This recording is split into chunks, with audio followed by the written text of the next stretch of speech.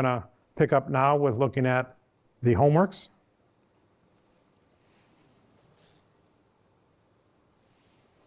Yeah. I have a question.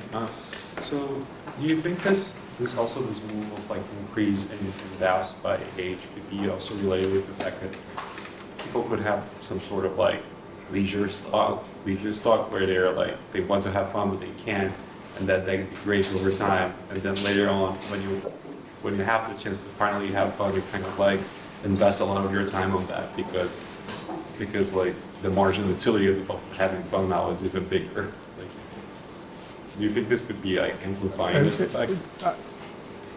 I agree that even if you just looked at mortality narrowly and forgot of every other opportunity cost, there's a lot of deaths that not from COVID because of the things we were doing, like not screening for cancer. But with younger people, it would be things like alcohol and drugs. Because society was trying to avoid one source of mortality, it presented a bunch of us with additional sources of mortality. And we might have been on the wrong side of the Laffer curve just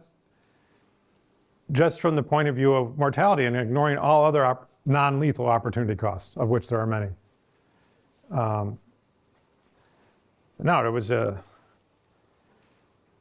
taken away. This is kind of what I talked in my previous lecture about externalities and people working together in groups, and taking away people's opportunity to cooperate or putting barriers to cooperation among people can very much undermine our civilization.